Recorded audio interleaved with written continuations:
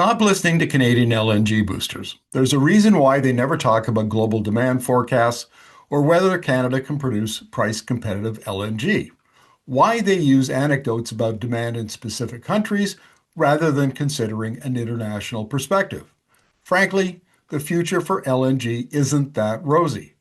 Other big players, like Qatar and the United States, are adding so much production in the next 2 years that it'll be 2040 before demand catches up. And forget about that nonsense that Canadian clean LNG will displace coal. Asia needs LNG to be $3 to $5 per million BTU, but Canada's LNG will be far more expensive. To get a more balanced view of LNG's future, I spoke to Anne-Sophie Corbeau, a global research scholar at the Center on Global Energy Policy at Columbia University and a respected expert on natural gas and the LNG industries. Welcome to the interview, Anne-Sophie. Thank you for inviting me. The Canada is in the currently having a big debate about whether or not we should expand LNG development on the West Coast. LNG Canada is going to be in service very soon, and there's talk about other projects that might get investment. But the question is demand for LNG at the global level going forward out to, say, 2030, 2040, 2050. It looks like there's going to be a lot of new supply, and the demand, it'll take a long time to catch up. You're right, there is a lot of supply coming to the market. Actually, I was in Vienna a few days ago. I was making a presentation, and my first slide was basically showing the extent of the new wave, which is going to hit the market between now and the end of the decade. The first LNG wave, which was the Qatari LNG wave 2009-2011, was 100 BCM. The second LNG wave, which was the start of the US LNG and also Australia LNG ramp up, was 200 billion cubic meters. This one, if I include everything from the sanctioned Russian LNG project, the Mozambique, which is a little bit delayed, and everything in Qatar, is 360 billion cubic meter. And in that, the US, which is your neighbor, is about 150 BCM. So there is a lot of capacity coming to the market. And when you compare that to Asian demand, and in particular developing Asian demand, this is way more. So we at least need to have developing Asian LNG demand doubling. And I'm talking about China, I'm talking about India, I am talking about Taiwan, and I am talking also about all the Southeast Asian countries. Well, Taiwan is not exactly a developing country, but because, of the recent decision on nuclear and, well, not recent decision, but the fact that we have now no more nuclear, well, of course, their LNG demand is very likely to be increasing. So that's pretty challenging indeed, especially when you are looking at what is happening in China these days. Now, one of the arguments that's often made in Canada is that Canada's clean LNG, because they would electrify liquefaction with hydropower, there will be in great demand in Asia, China, for instance, and displace coal.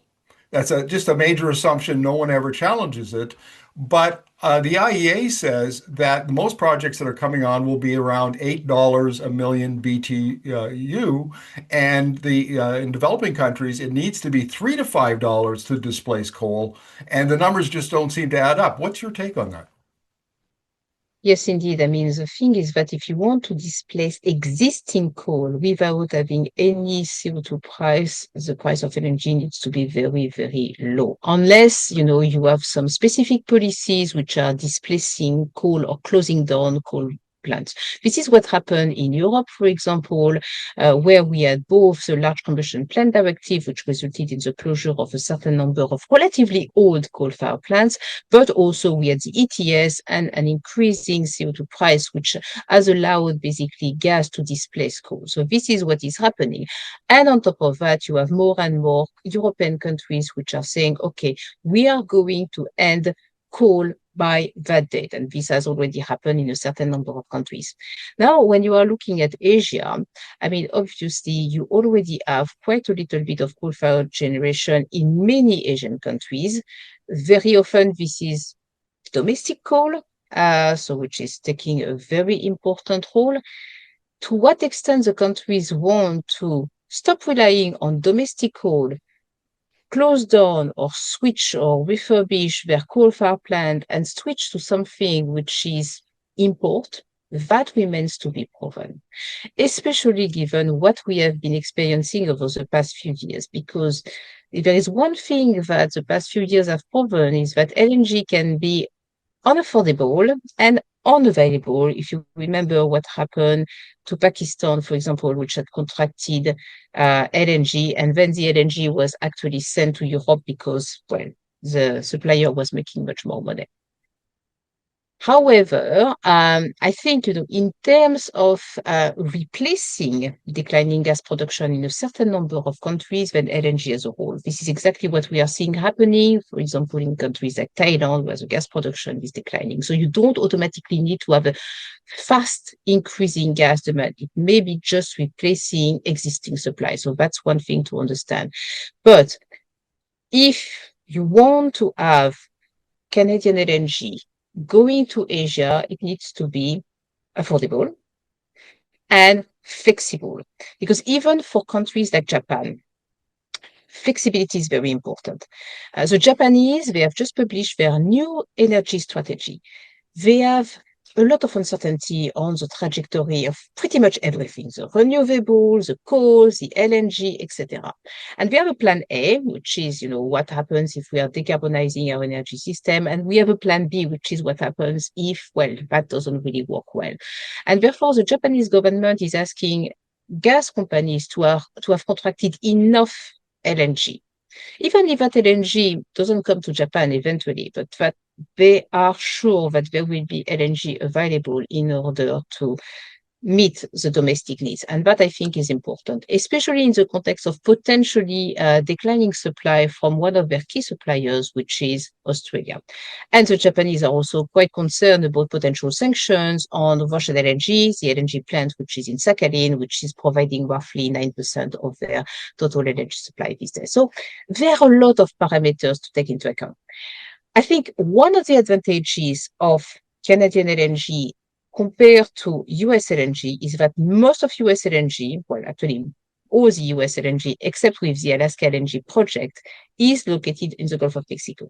So if you want to supply the Asian market, you have to go through the Panama Canal, or you have to go through the very long route, potentially the Suez Canal, which is a bit of a problem right now, as you can imagine, or you have to go, below Latin America, below Africa.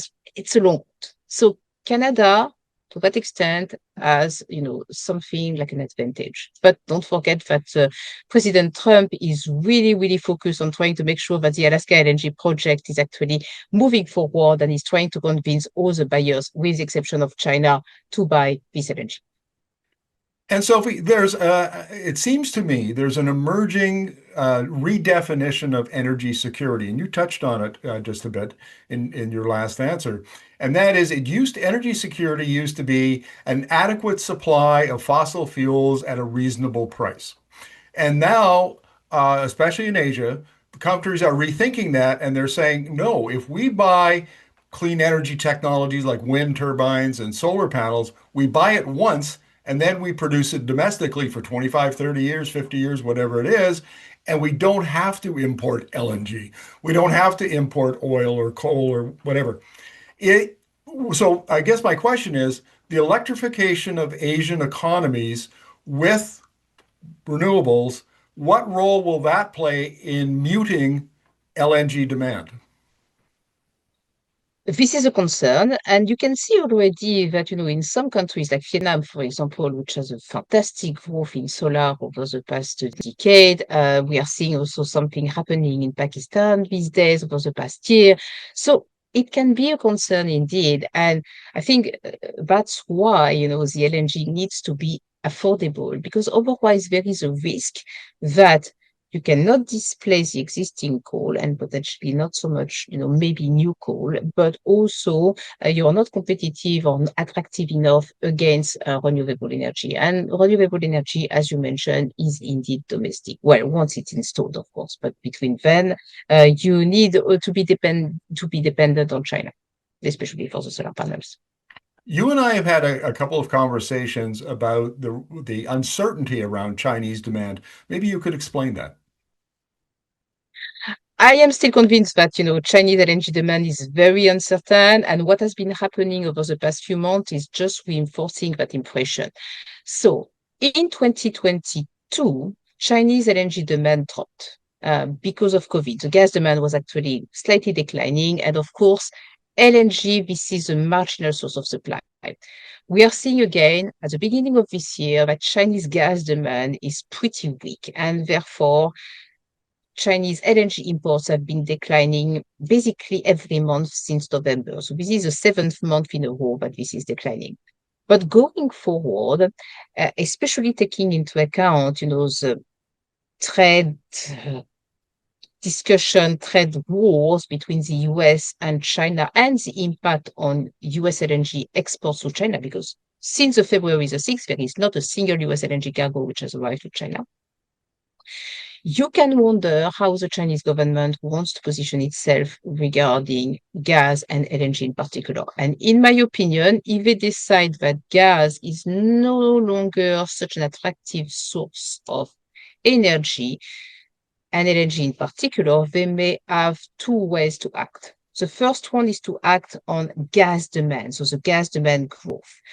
And we can say, well, we are no longer encouraging the switching from coal or other fuels to natural gas. We are no longer encouraging gas-fired plants to be playing a very important role in terms of meeting the intermittency of renewable. They may find, alternative ways, still to be defined, however.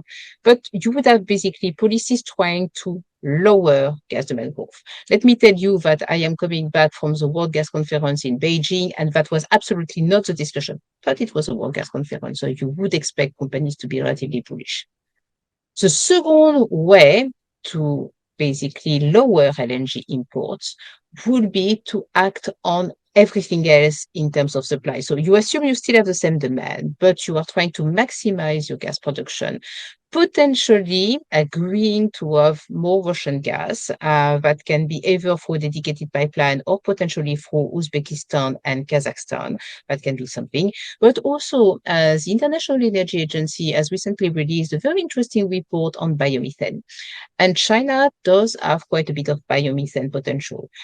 That, you know how it is in China, that could be potentially developed if there is political willingness to actually develop something commercial rapidly. But to be seen. But if suddenly the Chinese decide, okay, well, it's still a bit of expensive, but we are trying to lower the price and the cost of this domestic biomethane, why not? Remember that the NDRC had a target of 20 BCM of biomethane by 2030. This is never going to be achieved, but it shows that somebody in China was actually thinking about biomethane a long time ago. Anne-Sophie, thank you very much for this. You've provided a very good overview of global LNG demand, and we'll be checking in with you in the future on some of these specifics, especially as the conversation in Canada heats up. So thank you very much. Thank you for inviting me. A pleasure.